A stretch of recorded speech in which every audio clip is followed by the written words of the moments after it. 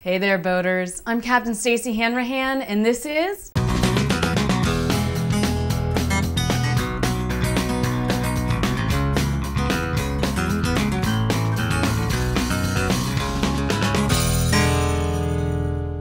First up today in Green Marine, examining the winds of change with PassageMaker magazine. You hear me and the rest of the media talking about hybrids more and more lately. Hybrid boats, hybrid engines, even hybrid insurance. With everyone going green, or at least attempting the appearance of green, the word hybrid is here to stay. But the concept behind the word isn't new. PassageMaker contributing editor Bill Jacobs is reminding us of the original hybrid yacht, the Motorsailer. Motorsailers have been around since the first motorboats, but over the years they've been somewhat neglected by both the press and the public. Now, with concerns over the environment and rising fuel costs, motorsailers are making a comeback. There are many design features of the Motorsailer that have advantages over a traditional trawler. The addition of a mast and sails provides a built-in alternative means of propulsion in the dreaded event of engine failure. And they increase your cruising range with the free power source of wind. Fuel consumption is reduced when using the sails alone, but also when used in combination with the engine. Of course, with the pros come the cons. There's an increase of cost and maintenance with masts, stays, lines, and sails. Air draft increases too, so that's more bridge openings to wait for. A Motorsailer does require that you, the captain, possess basic sailing skills, even on newer boats with automated sailing systems.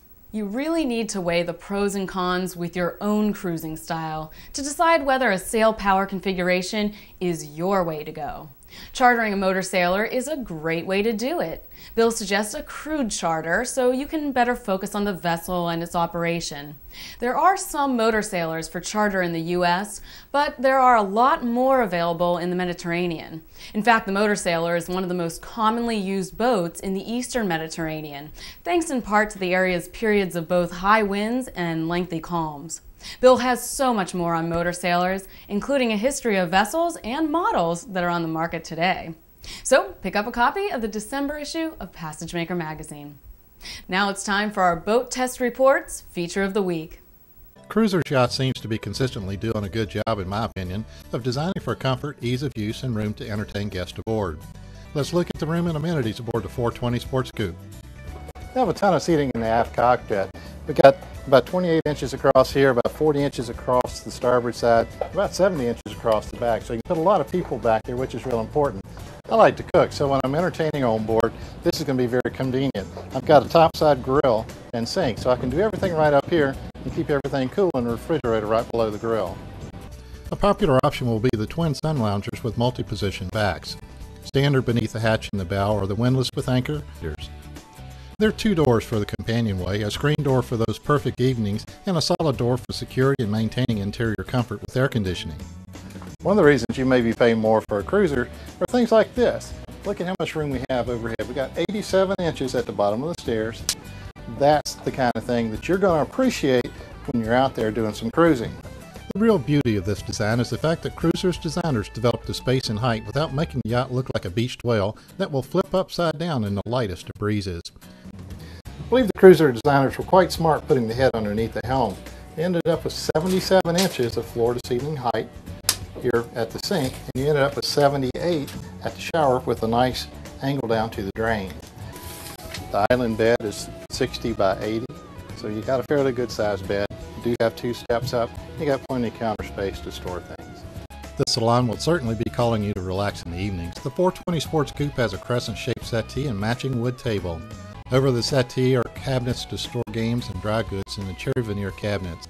The galley has mysterious solid surface countertops in two levels, a 2-burner electric cooktop, microwave coffee maker combo, and side-by-side NovaCool refrigerator freezer. While you may choose a forward cabin for your master, I like this aft cabin as there will be less noise from the water slapping the hull. The vanity has mysterious solid surface with tile backsplash and cherry laminate cabinet. The head has a sea-land centrifugal toilet and an enclosed shower. The berth is convertible. You can have two single beds or a queen-size bed with the simple addition of two filler cushions in the middle. The new 420 Sports Coupe measures 43 feet or 13.1 meters length overall, with a beam of 13 feet 6 inches or 4.1 meters. She tips the scales at 23,500 pounds or 10,659 kilos with diesels and 22,000 pounds or 9,979 kilos with gas engines. Her draft with IPS is 44 inches. With inboards is 41 inches or 1.1 meter. The 420 Sports Coupe is on plane in 9.4 seconds and passing through 30 miles per hour in 16.3 seconds. She has a top speed of 36.5 miles per hour at 3,600 RPM, burning 41.2 gallons per hour or 31.7 knots, burning 155.6 liters per hour. Her best cruising speed was 32.5 miles per hour and 3,250 RPM, burning 30.9 gallons per hour for a range of 284 miles. Thanks to BoatTEST for that report. To see more, you can cruise on over to BoatTEST's website at www.boattest.com. Now it's time to answer Friday's Rules of the Road question. The question was, international only. Yellow lights are not shown by A, towing vessels pushing ahead, B, air cushion vessels in a non-displacement mode, C, purse signers, or D, U.S. submarines. And the answer is A, towing vessels pushing ahead. Notice that this question is asking about international only.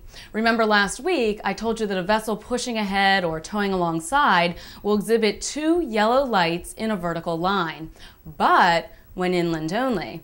So even if you didn't know the lights used for a submarine or what a purse signer even is, you'd be able to answer this question with just your knowledge of towing vessels.